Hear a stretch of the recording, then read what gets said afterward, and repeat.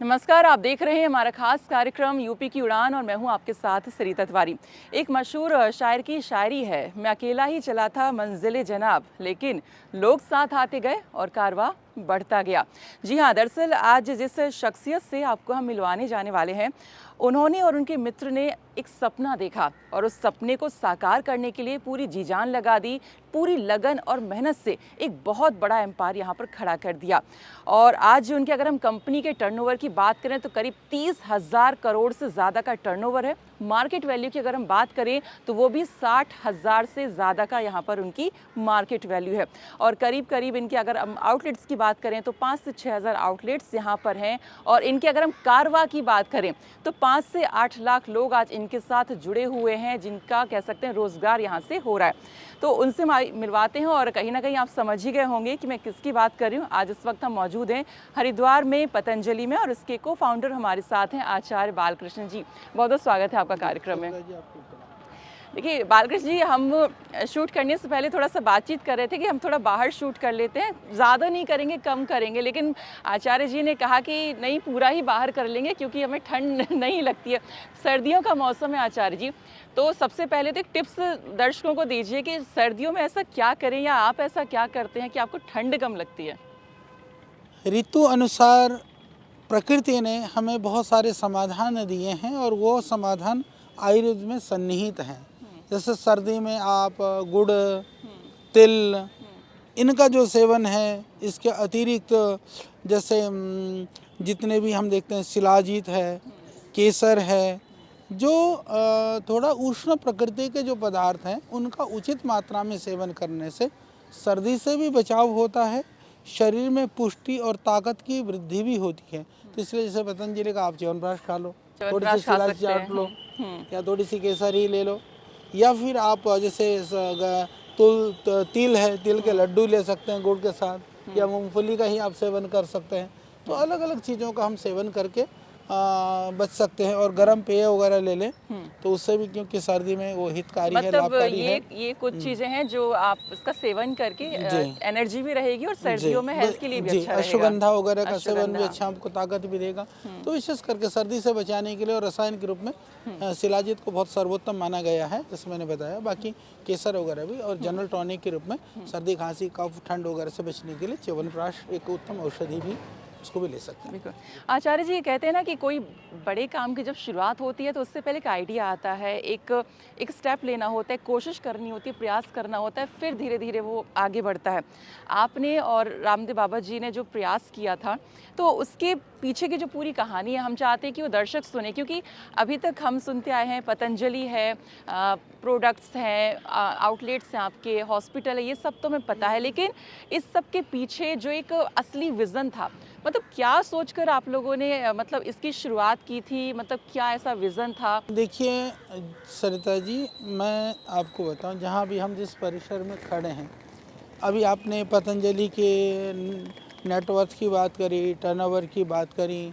उस टर्नओवर और नेटवर्थ के पीछे की जो हमारी सोच और उसका जो प्रैक्टिकल जो उसका रूप है वो ये है। जैसे इतना बड़ा आयुर्वेदिक हॉस्पिटल, ये देश का सबसे बड़ा और सबसे पहला ये हॉस्पिटल है जहाँ पर हम लोगों ने पूरी तरह से जो भी हमारे रोगी आते हैं, कंसल्टेंसी 100% फ्री है, कम से कम मूल्य पर औषधियाँ हैं। और देश का ये सबसे बड़ा एक हॉस्पिटल था, सबसे पहला ये हॉस्पिटल है जहाँ पर हमने डायग्नोसिस पूरा मॉडर्न रखा, ट्रीटमेंट योग और आयुर्वेद से रखा। तो यह भी लोगों के सहयोग से, जो पूज्य स्वामी जी शुरू में शिविर लगा करके कुछ हमको शिविर से जो अर्थ मिलता था, या जड़ी बूटियाँ या दवाइयों से जो मिलता था, वहाँ से शुरू किया। अभी आप देख सकते हैं सामने ही हमने अभी, कई लोग कहते थे कि पतंजलि मॉडर्न मेडिसिन का विरोधी है। वस्तुतः लोग एक प्रोपेगेंडा करते हैं, षड्यंत्र करते हैं, कई तरह से उस तरह की चीज़ों से हमको रूबरू होना पड़ता है, हमें उनका सामना करना पड़ता है। तो हमने कहा हम पैथी के विरोधी नहीं, हम पैथी के नाम पर जो लूट खसोट है हम उसके विरोधी हैं। तो उसके लिए हमने कहा हम प्रैक्टिकली करके दिखाएंगे। यद्यपि योग आयुर्वेद से हम 80 से लेकर के 85% रोगों को ठीक कर सकते हैं, परंतु जो 15 से 20% बीमारियां हैं जहां इमरजेंसी की ज़रूरत है, जहां पर एक्यूट मैनेजमेंट की आवश्यकता है, जहां पर जो है सडनली कोई एक्सीडेंट वगैरह वगैरह हो जाता है, उस स्थिति की बात है, वहां पर हमें मॉडर्न की आवश्यकता पड़ती ही पड़ती है। तो हमने यहाँ पर बड़ा एक इमरजेंसी हॉस्पिटल वह भी खड़ा कर दिया है, जहाँ पर सीटी है, एमआरआई है, कैथ है और इमरजेंसी सारी फैसिलिटी है, आईसीयू है, सब कुछ हमने कंप्लीट फैसिलिटी से युक्त। और हमारे पास अभी मॉडर्न के भी कम से कम 20 से ज़्यादा बहुत अच्छे डॉक्टर्स जो अपने फील्ड के धुरंधर हैं उनको रखा, और शुल्क जो बिल्कुल साधारण गांव के हॉस्पिटल के जो चार्जेस हो सकते हैं इतने में रखा, क्योंकि हमारा लक्ष्य शुल्क है। तो हमने इसलिए रखा क्योंकि हम ये बताना चाहते हैं कि पतंजलि का जो लक्ष्य है, पतंजलि का जो सेवा कार्य है, वह वास्तव में हमारा लक्ष्य और उद्देश्य क्या है। यद्यपि करोड़ों लोग उसको समझते हैं, वो हमारी ताकत है, हमारे विश्वास है। आज हमारे देश के अंदर पूरे 10 लाख से ज़्यादा हमारे ट्रेंड योग शिक्षक हैं जी। हमारी लगभग 80 से 90 हज़ार रेगुलर योग कक्षाएं चल रही हैं। 10 से ज़्यादा हमारे अलग अलग स्टोर्स हैं। और यदि हम करें कि जो रिटेलर की बात करें अलग अलग जगह पर, आज हम करीबन 20 लाख से ज़्यादा रिटेल आउटलेट पर पहुंच चुके हैं। 20 लाख से ज़्यादा? हाँ जी। मैंने आई थिंक आंकड़ा गलत बता दिया, शुरुआत तो बढ़ गया है। वो एक्सक्लूसिव है, जो आपने बताया 5 से 10 हज़ार, वो एक्सक्लूसिव स्टोर्स हैं। और जो मैं बता रहा हूँ रीच हमारी, जहाँ पर हमारे प्रोडक्ट मिलते हैं स्टोरों में। तो इस तरह से हम लोग बड़े बड़े कामों को कर रहे हैं। और इतना ही नहीं, रिसर्च की यदि मैं बात करूँ तो रिसर्च सेंटर पतंजलि का देश का पहला आयुर्वेद और योग का रिसर्च सेंटर है, जो ISO वगैरह के सर्टिफिकेशन के साथ में एनुअल एक्रेडिटेशन का 3 लेवल का हमारे पास फैसिलिटी है। पूरा इन विवो इन विट्रो सब एनिमल के सारी फैसिलिटी हमारे पास है। तो ये सारी जो चीज़ें हैं ये सिर्फ पतंजलि में ही उपलब्ध हैं, और उस पर खर्चा बहुत बड़ा होता है।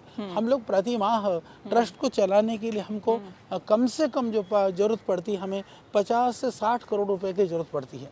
यानी कि ट्रस्ट की जो सेवा की गतिविधियां हैं, यदि हम कंपनी न चलाएं, यदि हम कोई उत्पाद, वो भी उत्पाद में भी हमारी गारंटी है कि कम से कम मूल्य में गुणवत्ता युक्त उत्पाद उपलब्ध कराना।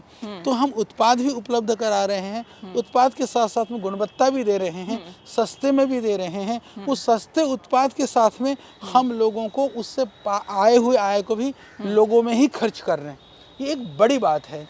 तो ये एक उस चीज़ को जो लोग समझते हैं उनको समझ है, जिनको नहीं है, हालांकि हमारा कोई ऐसा भी नहीं कि हम सोचते हैं कि समझाने के लिए ऊर्जा खर्च करने की जगह अपने कार्यों में, अपने सृजन में हम ऊर्जा का व्यय करें, क्योंकि सृजन के लिए शक्ति लगेगी तो गूंगे को भी हमारी आवाज़ सुनाई पड़ेगी। क्योंकि हम इस सिद्धांत को मानने वाले लोग हैं कि शब्द की ध्वनि से गहरी जो है कर्म की ध्वनि होती है। तो हम कर्म की ध्वनि को गुंजाने पर विश्वास रखते हैं।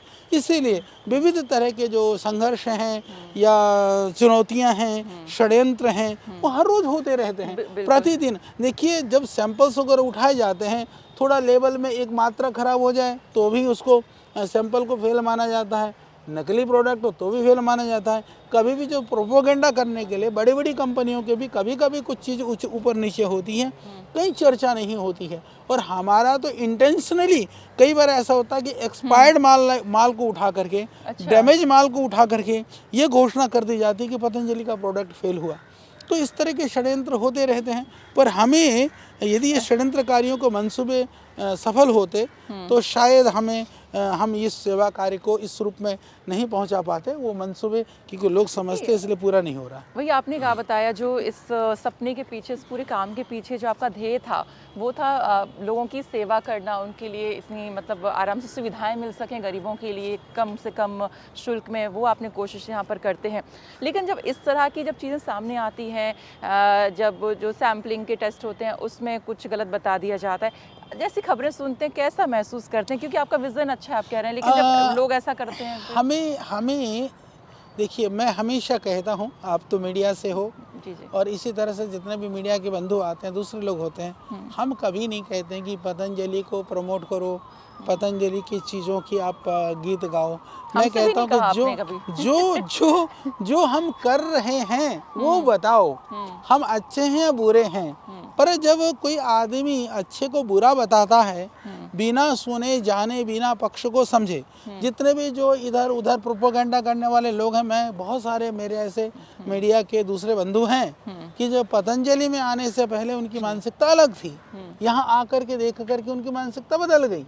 तो मैं कहता हूँ कि आप आओ, हमसे संपर्क करो, संवाद करो, हम क्या कर रहे हैं। आप हमारे रिसर्च सेंटर में आइए, आप हमारे मैन्युफैक्चरिंग यूनिट को देखिए, आप हमारे चिकित्सालय में आइए, आप हमारे वेलनेस में आइए। आकर के जन गतिविधियों से हम जनसेवा कर रहे हैं, उनमें आकर के एक बार देखो तो सही। देखने के बाद में यदि आपको लगता है कि हम गलत कर रहे हैं, तो मैं कहता हूँ आप कहोगे हम उसको सुधार करने के लिए भी तैयार हैं, पर हम करेंगे अच्छा। पर ये हमारा संकल्प है, तो इसीलिए ये सारी गतिविधियाँ लगे रहते हैं। अभी ये चीज़ें चलती रहती हैं, पर हम फिर भी पूरी ताकत से गतिमान हैं। ठीक है, ये तो बताया कि आपका जो विज़न था, ध्येय क्या था इस शुरुआत के पीछे। सबसे बड़ा अगर मैं टर्निंग पॉइंट की बात करूँ, जो जिस दिन आपको लगा कि ये कुछ बढ़िया हो गया, मतलब एक टर्निंग पॉइंट आता है हर किसी की ज़िंदगी में, चाहे करियर में है या पर्सनल लाइफ में, मतलब तो आप आपके बाबा जी के लाइफ में मतलब पतंजलि से जुड़ा हुआ इसके लिए मैं टर्निंग ऐसा पॉइंट। मानता हूँ, प्रतिदिन हमारे लिए चुनौतियाँ हैं और प्रतिदिन हमारे लिए टर्निंग पॉइंट है, प्रतिदिन हमारे लिए अपॉर्चुनिटी है और प्रतिदिन हमारे लिए एक तरह से समझिए नया सवेरा है। तो हम हर दिन को, हर हर दिन प्रत्येक turning दिन को point है। टर्निंग पॉइंट और जन्म, एक हर दिन को नया जन्म मानते हुए हम काम करते हैं। अच्छा, क्योंकि हमारा जो कार्यक्रम है उसका नाम है यूपी की उड़ान, तो यूपी में पतंजलि का क्या योगदान है, या फिर यूपी में कितना विस्तार पतंजलि का हुआ है, इस पे थोड़ा सा अगर आप बताना चाहें। यूपी में यद्यपि संगठनात्मक रूप में हमारे हजारों योग शिक्षक काम कर रहे हैं, हजारों हमारी निःशुल्क कक्षाएं चल रही हैं, हमारे हजारों चिकित्सालय आरोग्य केंद्र के माध्यम से सैकड़ों डॉक्टर्स निःशुल्क सेवाएं दे रहे हैं। और हम ट्रेनिंग प्रोग्राम्स अलग अलग, ऑर्गेनिक फार्मर ट्रेनिंग प्रोग्राम की बात हो, आर्टिसंस की ट्रेनिंग की बात हो, अलग अलग तरह की स्किल्स जो ट्रेनिंग प्रोग्राम्स हो, हम सब कर रहे हैं। तो वो एक चल रहा है, निरंतर चल रहा है। परंतु उसके साथ साथ में हमने ये सोचा था कि उत्तर प्रदेश में इंडस्ट्रियल क्षेत्र में, यानी उद्योग के क्षेत्र में भी हम एग्रीकल्चर में बड़ा काम करें। ठीक।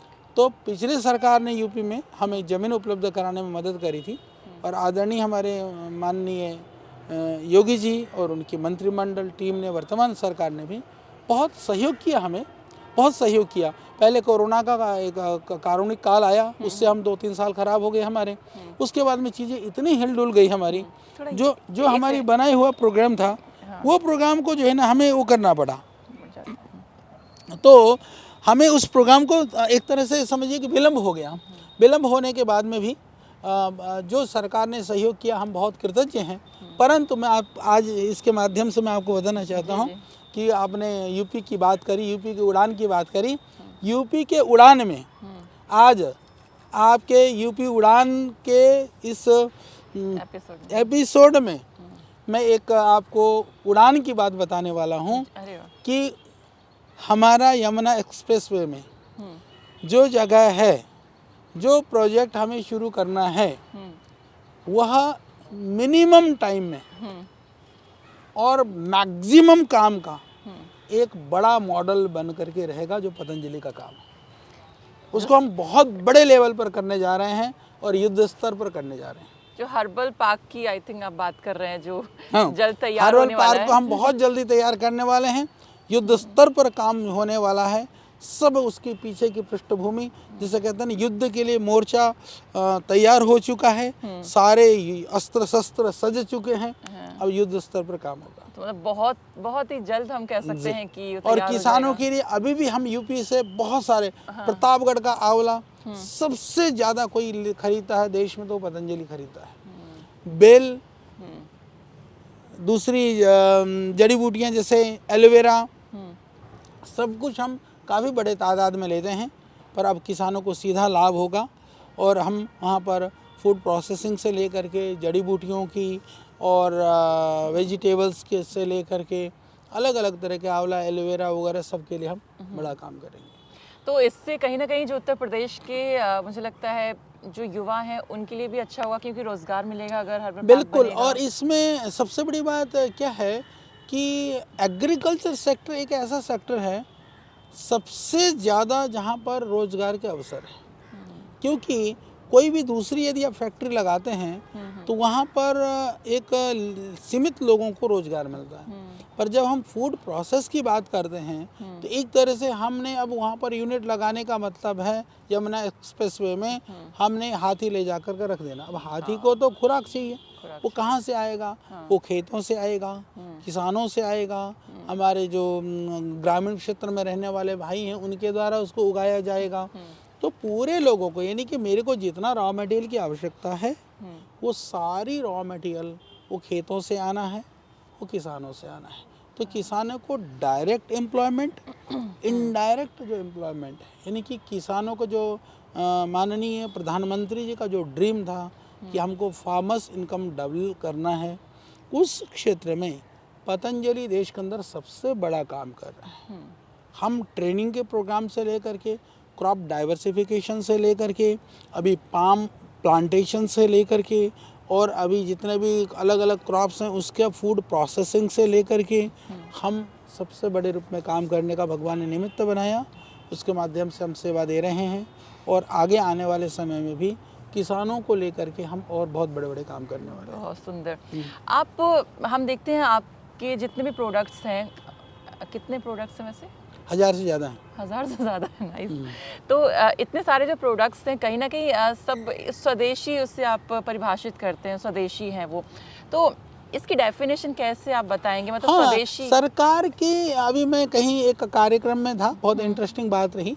मैं स्वदेशी की परिभाषा करते हुए स्वदेशी की बात बता रहा था कि स्वदेशी क्या है। स्वदेशी वह है, हम एक विदेशी कंपनी का पानी पीते हैं, मेरी दृष्टि में वो स्वदेशी नहीं है। क्यों? क्योंकि प्लास्टिक की कंपनी भी हमारी, डिब्बे बनाने वाली, पानी भी हमारा, फैक्ट्री में काम करने वाले वर्कर भी हमारे, लेबल वगैरह बनाने वाले भी हमारे, पीने वाले भी हम, पर उसका जो रेवेन्यू होता है वह जाकर के विदेश में चला जाता है, तो स्वदेशी नहीं है। स्वदेशी वह है एक सूत्र में जिससे देश का पैसा देश में रहे, वह स्वदेशी है। परंतु मैंने देखा कि सरकारी तंत्र में अभी स्वदेशी को लेकर के भी भ्रमित करने का एक षड्यंत्र चल रहा है कुछ लोगों के द्वारा। वो कहते हैं जो भारत में बना सब स्वदेशी है। अरे भाई, भारत में तो बना लूट लूट करके जो आज 5000 से ज़्यादा कंपनियां लाखों करोड़ रुपए ले करके गई, क्या वो स्वदेशी आदमी करेगा? यदि हम कुछ बनाते हैं तो हम ओबियसली, क्योंकि हमारी उत्पत्ति यहीं से है, हम यहाँ के लोगों के लिए सोचेंगे, यहाँ के नियम और कानूनों में बंधे होंगे।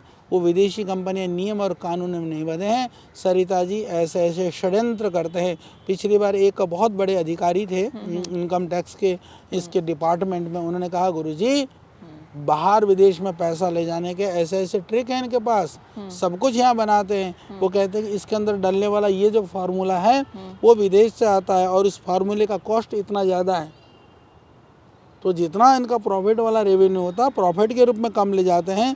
कुछ कुछ रॉ मटेरियल के रूप में, कुछ कुछ उसमें डलने वाला इंग्रेडिएंट के रूप में, कुछ कुछ ब्रांड के रूप में वो विदेश जा रहा है। वो आंखें नहीं खुलती, लोगों को नहीं दिखता है। कई लोग ऐसे अंधे भी हैं। तो उनसे मैं निवेदन करना चाहता हूँ, स्वदेशी विशुद्ध। देखिए, WTO सरकार की मजबूरी है, FDI सरकार की मजबूरी है, ये जनता की कोई मजबूरी नहीं है। भाई हम तो स्वतंत्र हैं ना, हम स्वदेशी माल का प्रयोग करें तो ठीक है। सरकार विदेशी कंपनियों को एक नियम के तहत आने के लिए देती है, तो उनके प्रयोग का आप प्रयोग ही मत करो ना। कौन मना कर रहा है? सरकार थोड़ी कहेगी इसी कंपनी का सामान खाना है तुमको, वो तो नहीं कहती, तो आएगी नहीं फिर विदेशी कंपनियां। तो जनता को जागरूक होना पड़ेगा, जनता को जागरूक होना पड़ेगा। राष्ट्रवादी भावना को प्रबल हमें करना होगा कि राष्ट्रवाद जैसे चाइना में है, जापान में है, कई सारे यूरोपियन कंट्रीज में है, हमारे देश के अंदर भी हमारा राष्ट्रवाद लोगों में है। पर उस राष्ट्रवाद तब खंडित होता है जब हम जाति में बढ़ते हैं, धर्म में बढ़ते हैं, पंथों में बढ़ते हैं, अलग अलग मजहबों में बढ़ते हैं, तब वो जो है ना वो षड्यंत्र का पार्ट बनता है। तो इसलिए जैसे पतंजलि है, पतंजलि स्वदेशी होने पर भी अरे पतंजलि वाले तो गौमूत्र डाल देते होंगे सब चीज में, तो बहुत सारे मुसलमानों को बरगलाया जाता है। कुछ ऐसे षड्यंत्रकारी हैं। परसों एक बोल रहा था, बोले भाई सरसों का रेट 250 रुपया है और पतंजलि का तेल 130 रुपया लीटर है, कैसे दे सकते हैं? यानी हम सस्ता दें तो भी षड्यंत्र। महंगा दें, अरे पतंजलि वाले महंगा क्यों देते हैं, आपके सामान तो बहुत महंगे हो गए हैं। तो हम जो कुछ ऐसे जो वो हैं विघ्नकारी तत्व हैं, उन तत्वों के अनेक विध षड्यंत्रों के चुंगलों में रहते हुए भी इस स्वदेशी को आज सबसे बड़े रूप में किसी ने खड़ा किया है तो निर्विवाद रूप में वह पतंजलि ने खड़ा किया है और सशक्त विकल्प दिया है तो वह पतंजलि ने दिया है। और आज गरीब आदमी इसलिए पतंजलि को खरीदता है क्योंकि पतंजलि सस्ता है, अमीर आदमी पतंजलि को इसलिए खरीदता है क्योंकि वह क्वालिटी में, गुणवत्ता में सबसे बेहतर है। तो बेहतर सामान को कम मूल्य पर उपलब्ध कराना ये अपने आप में इतना बड़ा ये पुण्य का कार्य है, इतना बड़ा यह यज्ञ है, और वह भी इतने सारे षड्यंत्रकारी तत्वों के बीच में रहते हुए। तो हम बहुत ही सच्चे मन से, सच्चे भाव से उस कार्य को कर रहे हैं। हमारे लिए यह पवित्र कार्य है, हमारे लिए यह यज्ञ है, हमारे लिए यह सेवा परम धर्म है। तो राष्ट्रवाद के साथ में आध्यात्मवाद की चेतना, सनातन संस्कारों को लेकर के लोगों ने कहा विज्ञापन के लिए ऐसी माताएं बहनों को हमने बहुत विरोध किया। जो आज आप सेविंग जो क्रीम और जो होता है ना ब्लेड भी यदि बेचना होता है तो लोग माताओं बहनों को परोसते हैं। हमने कहा हम ये काम नहीं करेंगे, हमको सामान भी देना होगा तो हम सनातन मूल्य और मर्यादाओं के साथ में देंगे। तो लोगों ने कहा नहीं चलेगा। बाबा जी कहते हैं कि विज्ञापन करते नहीं चलेगा, हमने चला के दिखाया। अब उल्टा उनको अपने विज्ञापन चेंज करने पड़े। कुछ लोगों को इतना भी करना पड़ा, संस्कृत में एमएनसीज ने कुछ वो बनाई, विज्ञापन बनाए, तो हमें अच्छा लगता है। आज पतंजलि के कारण से कई सारी चीज़ बनाए। और आपको सरिता जी और एक बहुत इंटरेस्टिंग बात मैं बताना चाहता हूँ। कई लोग कहते हैं हम पतंजलि का सामान यूज नहीं करेंगे, नहीं करते। मैं देखता हूँ कभी कभी सोशल मीडिया में हम नहीं करेंगे। अरे मत कर, तू जो सामान यूज कर रहा है। मैं उन लोगों को ये बताना चाहता हूँ आज पतंजलि के कारण से एमएनसीज के प्राइस को हमने कंट्रोल कर रखा है। पहले जो अभी देखना पीछे का रेट देखो, उनके टूथपेस्ट, उनके साबुन, उनके शैम्पू आसमान के रेट पे छू रहे थे। जो अनर्गल प्रलाप करने वालों को मैं ये बताना चाहता हूँ, तुम्हारे घर से भी माँ, बहन, बेटी, तुम्हारे भाई, स्वयं तुम जा करके जिन सामानों को महंगे खरीद करके लाते थे, उस सामान को पतंजलि के कारण से आज तुमको सस्ता मिल रहा है। तो भी पतंजलि का धन्यवाद करना पड़ेगा, तो भी तुम पतंजलि के ऋणी हो। पतंजलि के सामान नहीं भी लोगे तो भी तुम पतंजलि के ऋणी हो, क्योंकि उन सामानों को, उस प्राइस को कंट्रोल करने का काम सरकार जीएसटी घटा करके भी नहीं कर सकती है, पतंजलि उत्पाद बना करके कर रहा है। इतने सारे आचार्य जी जो ग्लोबल ब्रांड्स हैं, इतनी कंपनीज हैं, उनसे कैसे मतलब मुकाबला करेंगे, मतलब कैसे, मतलब क्योंकि कंट्री में जैसा आप बता भी रहे हैं कि देखिए मुकाबला के लिए लोग पहले कहते थे कि अरे पतंजलि के पास रिसर्च के साइंटिस्ट नहीं है, लैब नहीं है। हमने कहा आ जाओ, दुनिया का सबसे बड़ा बढ़िया लैब बना दिया। लोग पतंजलि के पास क्या टेक्नोलॉजी है, क्या मशीनें हैं, आज दुनिया की वर्ल्ड के A1 मशीनरी हमारे पास है। अरे आप रिसर्च करिए, आप टेक्नोलॉजी पे जाइए, आप एडवांस बने पर जाइए, आप अद्भुत फार्मूले को लाइए, आप नॉलेज को बढ़ाइए और आप उचित मूल्य रख करके और बढ़िया सामान दीजिए, तो क्यों नहीं चलेगा।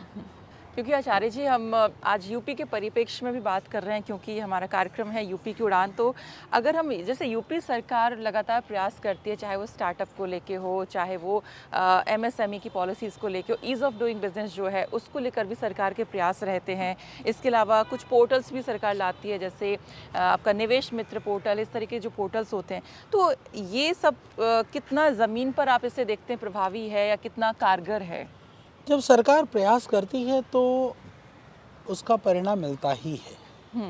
परिणाम का प्रतिशत पर प्रश्न हो सकता है, परंतु परिणाम पर प्रश्न नहीं हो सकता। तो ये अच्छा एक वातावरण बन रहा है यूपी के अंदर। कहीं ना कहीं जो यूपी से बाहर के लोग थे, हमने ऐसा देखा है कि लोगों में एक अलग तरह का भय होता था। अरे यूपी में, मैं तो हरियाणा में पढ़ा हूँ गुरुकुल में। अच्छा। अरे यूपी की तरफ मत जाना, यूपी की तरफ, यानी कि यूपी इतना बड़ा है, वो जो गांव में बैठा हुआ देश के दूसरे कोने में वो भी डरता था। तो आज जो है वातावरण वो भय मुक्त हुआ, ये अपने आप में बड़ी बात है। वो गांव में जाकर के उन लोगों से पूछिए, हम तो बहुत गांव से जुड़े हुए लोग हैं। गांव में जो दबंगाई थी, जो गुंडागर्दी थी, जो एक तरह से सताते थे लोगों को, आज वो एक तरह से कम हो गया है। जो दबे हुए लोग, जो साधारण लोग, जो गरीब लोग, जो पिछड़े, अति पिछड़े, वंचित लोग, आज कहीं ना कहीं वह शांति के शकुन के श्वास ले रहे हैं। ये बड़ी बात है। तो इससे वातावरण बनता है, वातावरण कार्य से बनता है, वातावरण माहौल से बनता है, वातावरण परसेप्शन से भी बनता है। तो वो बन रहा है। और जहाँ तक पॉलिसियों के कारण से उस वातावरण के माध्यम से लोगों को एक जो आने की जो प्रवृत्ति है वो बन रही है। तो निश्चित रूप से ये सारी गतिविधियों से, हाँ, एक बात जरूर मैं कहना चाहता हूँ, सब जगह पर ऐसा होता है, कुछ अधिकारी, कुछ विभागीय तत्व जो नेगेटिव एलिमेंट्स या जिनका अपना निजी स्वार्थ है, वो उन कार्यों को क्रियान्वयन करने में उतनी उत्साह, रुचि या जितनी उनको एक होना चाहिए तन्मयता, वो कहीं कहीं है ज्ञाप। पर आदरणीय योगी जी का डंडा इतना मजबूत है कि उनको सोए हुए को भी उन्होंने जगाने का काम किया है और वो चेतन हो रहे हैं। और मुझे लगता है कि आने वाले समय पर ये चीज़ें ज़्यादा प्रभावकारी भी होंगी और देश के लिए भी उत्तर प्रदेश एक निश्चित रूप से एक मॉडल स्टेट के रूप में एक बिल्कुल प्रशंसनीय राज्य के रूप में उभर करके आ रहा है। वो आएगा और अभी बहुत संभावना है। यूपी के लोग बहुत पुरुषार्थी भी हैं, विशेष करके यदि मैं पूर्व यूपी की बात करूं, उधर जा कर के हम झांसी से लेकर के पूरा वो बुंदेलखंड की बात करें, बहुत सारा एरिया, पिछड़ा हुआ एरिया भी है जहां आज भी बहुत गरीबी है। वहां उस गरीबी को बदलने के लिए हमने बुंदेलखंड के क्षेत्र में हजारों हमने किसानों को ऑर्गेनिक फार्मर ट्रेनिंग प्रोग्राम कराया। और आपके माध्यम से मैं कहना चाहता हूँ, माननीय प्रधानमंत्री जी ने पीछे जब जिन ऑर्गेनिक करने वाले फार्मरों को बुलाया था, तो हालांकि उन्होंने तो उनके कार्यों के हिसाब से छाटा था। मुझे अच्छा लगा कि उनमें से कई फार्मर ऐसे थे जो पतंजलि जो ऑर्गेनिक फार्मिंग ट्रेनिंग प्रोग्राम के तहत उन्होंने ट्रेनिंग पाई थी और वो इस लेवल तक पहुँचे। तो वो कार्य को हम कर रहे हैं। बुंदेलखंड में हमने बहुत सारे इलाके में आपका जो है वहाँ पर किसानों की आय को, कई सारे परिवारों की आय को दोगुनी करी है। तो ये सब एक वातावरण बन रहा है ना, हमें काम करने का मौका मिल रहा है। लोग सेवा करना चाहते हैं तो सेवा करने के लिए अवसर बनाना वो सरकार का काम है, वो उत्तर प्रदेश सरकार कर रही है। और इतना ही सरकार कई लोग कहते हैं जी सरकार आपका क्या सहयोग करती है। मैं एक लाइन कहता हूँ कि सरकार के द्वारा असहयोग ना होना ही सहयोग है। हाँ, सरकार यदि आपको अनुकूल वातावरण बना के देना सरकार का काम है ना। आपको वातावरण अनुकूल बना के दे, काम तो आपको करना पड़ेगा ना, आपको लगना पड़ेगा। तो वो बहुत अच्छा वातावरण है और हम लग भी रहे हैं और कर भी रहे हैं। और मुझे लगता है कि इसका परिणाम और दिखेगा आने वाले समय पर, और भी अच्छा दिखेगा। पहले कुछ चुनौतियाँ आती थी, मतलब जैसे अभी वातावरण आप कह रहे हैं कि अनुकूल है, सहयोग भी रहता है, इससे काम करने में भी आसानी होती है। लोग जो आपका विज़न है, लोगों की सेवा करना, जो ध्येय आपका, वो कहीं ना कहीं पूरा आज हो रहा है। जब पहले कुछ दिक्कतें आती थी यूपी के अंदर काम करने में, तब मतलब वातावरण कैसा नहीं था? देखिए, इसके लिए मैं एक निवेदन जरूर कर दूं। जो हमें जो भूमि उपलब्धता कराई गई थी नोएडा यमुना एक्सप्रेस में, पिछली सरकार से कराई गई थी। अच्छा। तो विजन और दृष्टि में कहीं ना कहीं कुछ विकास की, विजन की, दृष्टि की, हम ऐसा नहीं कह सकते कि एकदम ही कुछ था नहीं, पर वातावरण में जो एक माहौल बनना चाहिए ना, सब कुछ होते हुए कहीं ना कहीं वहाँ पर माहौल में वह एक उस जैसे कहते हैं ना, वो बहुत सहज वाला वातावरण, वो तो कहीं ना कहीं अब बना है। अच्छा आचार्य जी, आपको, क्योंकि हम चाह रहे हैं कि आप थोड़ा युवाओं को भी टिप्स दें जो स्टार्टअप करना चाहते हैं, पहले मैं आपसे जानना चाहूँगी, आपको हम क्या कहें, बिजनेसमैन कहें, उद्यमी कहें, या फिर मतलब आचार्य जी कहें, किस रूप में आपको हम देखें? मैं एक आयुर्वेद का विद्यार्थी हूँ जी। दुनिया में मैं कुछ भी करूं, आचार्य बालकृष्ण को लोग सबसे पहले एक आयुर्वेद के वैद्य के रूप में जानते हैं जी। आयुर्वेद के चिकित्सक के रूप में जानते हैं, आयुर्वेद के अध्येता के रूप में जानते हैं। और उसी आधार से बाकी सारी मेरी पहचान है। और युवाओं के लिए मैं ये कहना चाहता हूँ कि देखिए, कहीं जा कर के छोटी मोटी नौकरी करने से अच्छा है 2 गाय भी पाल लो ना, आपके अड़ोसी पड़ोसी घी ढूंढते फिर रहे हैं कि शुद्ध घी दे दो, शुद्ध घी दे दो। दूध दे दो। आज अन्न नहीं, सब कुछ उगाया जा रहा है। आज अन्न शुद्ध नहीं है, हाँ, आज मिलावट बहुत है आचार्य जी। दूध शुद्ध नहीं है, घी शुद्ध नहीं है, बाकी कोई उत्पाद और पदार्थ शुद्ध नहीं है। आज तो इतने लोगों के अंदर संभावनाएं हैं, लोग और कुछ नहीं, आप गांव में 1-2-3 कमरों का बनाइए, होम स्टे बनाइए, थोड़ा प्रचार वगैरह करिए, लोग आए, ताजे हाथों से रोटी बना के खिलाइए, रखिए, मतलब संभावनाएं बहुत है। तो हमको संभावनाओं में हिचकिचाहट नहीं होनी चाहिए। हम जा कर के 10-20-50 हज़ार की 1 लाख की नौकरी करें, वो हमारी एक तरह से जीवन निर्वहन के लिए मजबूरी हो सकती है। बिल्कुल, और वो बुद्धिमत्ता नहीं है। अब शहरों से अब कल्चर बदल भी रहा है। कल्चर क्या बदल रहा है? पहले बड़े लोग जीन्स पहनते थे, आज बड़े लोग जो है वो जीन्स छोड़ करके धोती में आ रहे हैं। हाँ। और फिर या तो जीन्स साधारण पहन रहे, बड़े लोग फटे पहन रहे। जीन्स से एक बात याद आई, सामने आपका वो परिधान दिख रहा है यहाँ पे, थोड़ा कैमरा वहाँ घुमाए तो पतंजलि जो परिधान है, पीछे सुनने में आया था कि कुछ एलोवेरा के जीन्स है, वो क्या कॉन्सेप्ट था? कॉन्सेप्ट था बड़ा वायरल हुआ था। नहीं, वायरल हुआ था। और मैं सच बताऊं, वो पूज्य स्वामी जी की यह दृष्टि सोच रही कि हमें वो विदेशी जो लगते हैं युवा और इस तरह की चीज़ों को थोड़ा स्वदेशी से लाएं, पर वो जीन्स को छोड़कर के बाकी चीज़ बहुत अच्छी चल रही है। जी। ये आचार्य जी के यहाँ पे परिधान भी है, पीछे आपका हॉस्पिटल भी हो गया, तो सब बढ़िया यहाँ पर चल रहा है। आपने युवाओं को मतलब टिप्स भी यहाँ पे दे दिए कैसे क्या करें, कि नौकरी से हटके भी आप बहुत कुछ सोच सकते हैं। मतलब नौकरी से हट करके भी, नौकरी को आप अंतिम विकल्प मत मानिए, मेरा ये कहना है। आप अपने अंदर की संभावनाओं को तलाशिए, भगवान ने आपको विशेष स्पेशल बना करके भेजा हुआ है। आप ये भी चिंता मत करिए कि आपको संसार के शब्द ज्ञान कितना है, आपने दुनियादारी की पढ़ाई कितनी करी है। दुनिया में सफल होने के लिए बहुत ज़रूरी नहीं है कि आपने बहुत सारी किताबें पढ़ी हों। दुनिया में सफल होने के लिए सबसे पहली आवश्यकता है निरंतरता, कंटिन्यूटी, पुरुषार्थ करने की भावना, और हम पलायन ना करने की जो प्रवृत्ति, उससे आप सफल हो सकते हैं। क्योंकि हम पुराने ज़माने में गांव के लोग भी कहा करते हैं कि एक जगह तो गड़ा हुआ तो पत्थर भी पूजा जाता है। जम करके टिक करके लगोगे तो आज नहीं तो कल सफलता की सीढ़ियाँ आपके कदम चूमेंगी और लोग आपको एक उदाहरण के रूप में देखेंगे। आपकी दिनचर्या आचार्य जी कैसी रहती है उद्यमी के रूप में अगर हम देखें तो? और नहीं, मैं नॉर्मली सुबह 4-5 के बीच में उठ जाता हूँ। अच्छा, योगा करते हैं? हाँ, प्रतिदिन थोड़ा, स्वामी जी जितना तो नहीं करता हूँ। सुबह मैं योग भी करता हूँ, कुछ थोड़ी एक्सरसाइज भी करता हूँ सुबह, अलग अलग तरह से। और अपना ध्यान वगैरह प्रतिदिन करने के बाद में 8-8:30 बजे हल्का नाश्ता लेकर के मैं 9 बजे तक अपने कार्य क्षेत्र में आ जाता हूँ। सुबह 9 बजे से लेकर के लगभग शाम को 6-7 बजे 8 बजे तक मैं कार्यालय में मैंने होता तो मतलब सुबह से आज लेकर 9 बजे तक तो देखा। आज भी मेरा ऑफिस है। किसी भी दिन पर आप संडे मंडे हो, हर रोज किसी दिन छुट्टी नहीं आपकी? छुट्टी नहीं है। हमने पूज्य स्वामी जी कहते हैं हमने छुट्टी की छुट्टी कर रखी है। सच में छुट्टी की छुट्टी करोगे तो ही ज़िंदगी में कुछ बड़ा कर पाओगे। मैं ऐसा मानता हूँ। घंटे देख करके काम करने वाला व्यक्ति जीवन में कभी बड़ा नहीं होता। तो आप बस घंटा देख करके काम कर्मचारी करता है और लक्ष्य देख करके काम मालिक करता है। तो तय आपको करना है कि मालिक की तरह काम करना है, तो नौकरी में भी होना घंटे के हिसाब से नहीं, आप एक लक्ष्य के हिसाब से काम करिए। और दूसरी बात, कई बार कहते हैं जी ज़्यादा काम करके भी तो उतना ही तो मिलना है पैसा। तो मैं ये कहता हूँ कि पैसा चाहे उतना मिले, पर जो नॉलेज आपको मिलेगा वो मालिक को शेयर नहीं करना पड़ता, वो आपको काम आएगा। हाँ, तो मतलब शहरों में जो जॉब कर रहे हैं ये उनके लिए आपने ज़रूर कह दिया कि भाई घंटे देख के काम नहीं करना है। हमारे पंच मशीन होती है ना, टाइम ओवर हुआ, पंच किया, चले गए।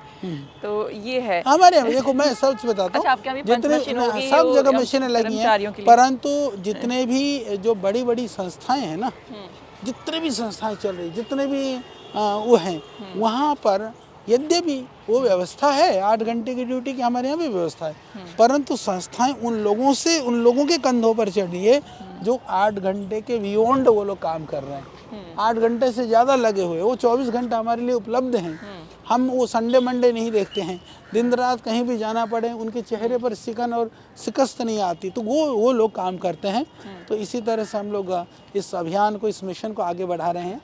तो चल रहा है, पर सबके लिए ही है, विशेष करके युवाओं के लिए। मैंने तो आचार्य जी आपको हमेशा से काम करते हुए देखा है, तो और खाली समय कभी मिलता है आपको, और मिलता भी है तो उसमें आप मतलब क्या करते हैं? मैं कभी जब फिल्में वगैरह देखते भी हैं? कोई लास्ट पिक्चर कभी देखी नहीं, हो आपने, मैंने कभी मैं मनोरंजन आपको के लिए बताऊं, समय निकाला हो? मैं प्रायः इतना ही टीवी देख पाता हूं। कभी गए थोड़ा समाचार चैनल घुमा लिया। समाचार, कभी हाँ। कभी मैं बैठ करके 10 मिनट में 50-100 चैनल घुमाता हूं। 10 मिनट में 50 तो हाँ, चैनल तो मैं ये देखता हूँ कि कहाँ कहाँ क्या क्या चल रहा है। चल रहा है, तो हाँ। क्या चल रहा है मैं वो देखता हूँ। वो जो चलने वाली में क्या प्रोग्राम है वो नहीं देख पाता अच्छा, जी।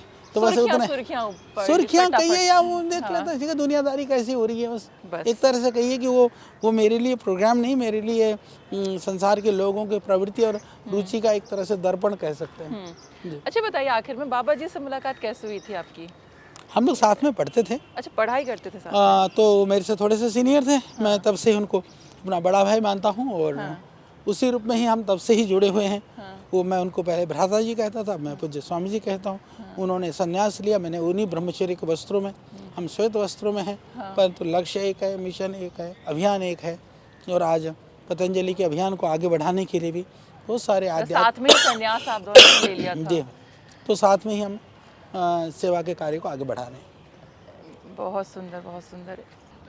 आचार्य जी, आज हम देखते हैं मतलब आप दोनों का जो सपना था, जो उसके पीछे का ध्येय था, वो पूरा यहाँ पर हुआ है और वो हो भी रहा है, आगे बढ़ ही रहा है वो दिन प्रतिदिन। और अच्छा भी लगता है देख के कि आपने जो मेहनत की, लगन से जिस तरह से आप आगे बढ़े सपने को साकार करने के लिए, बहुत मेहनत की। अब हमने आपकी बहुत पहले एक तस्वीर देखी थी, आप और बाबा जी साइकिल चला रहे हैं। वो क्या कहानी है? मतलब तब आप क्या साइकिल से काम किया करते थे?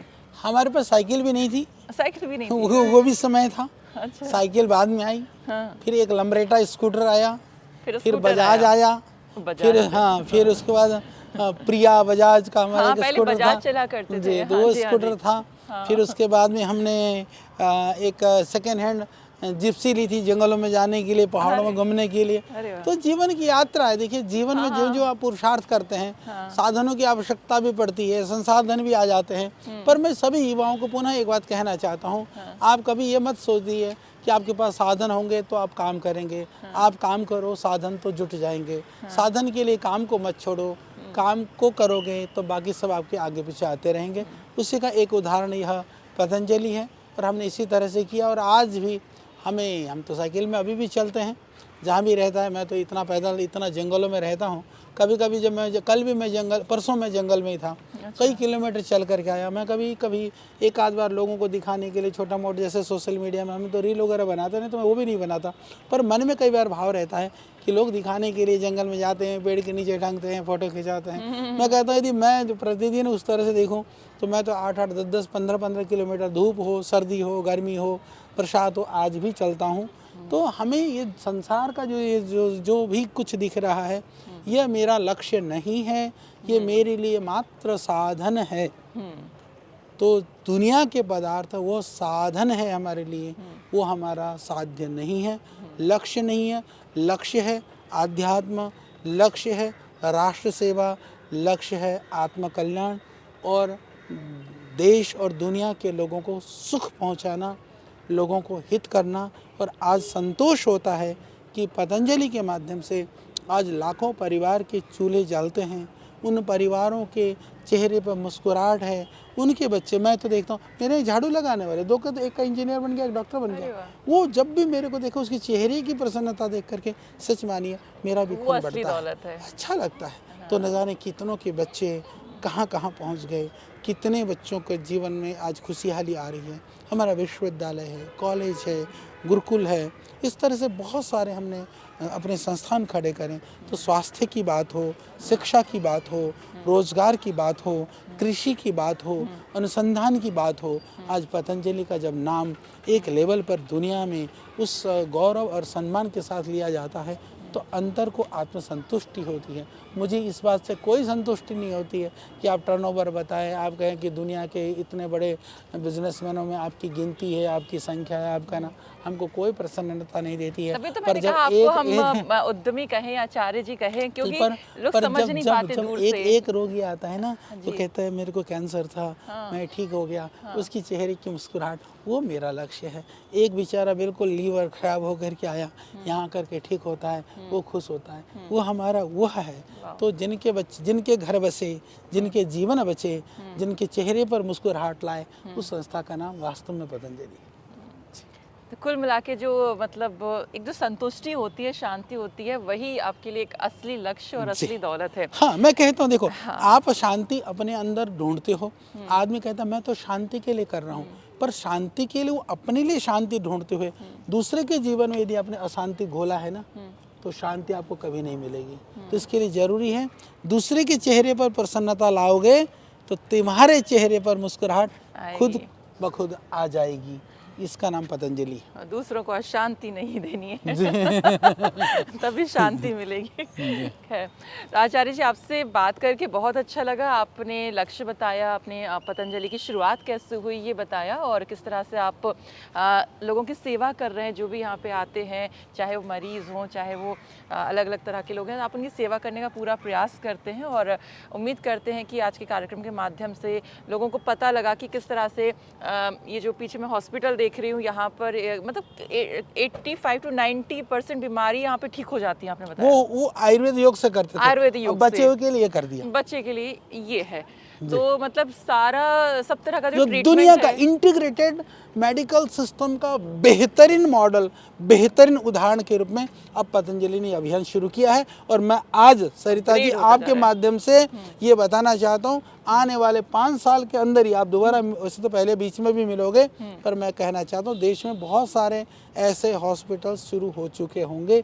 ये पहला, क्योंकि हमेशा अच्छा काम, बड़ा काम, पहला काम पतंजलि करता है। उनमें से एक पहला बड़ा और यह अद्भुत काम ये भी पतंजलि द्वारा किया जा रहा है। और थोड़ा यूपी का आपको लगता है कि आने वाले 5 साल में मतलब मैन्युफैक्चरिंग का एक बड़ा हब हो सकता है? बिल्कुल बिल्कुल होगा, और इसमें पतंजलि की भी बड़ी भूमिका होगी। अरे वाह जी, वो हर्बल पाक के रूप में आई थिंक हम जल्दी देखेंगे जी, एक पहली भूमिका जो कह सकते हैं।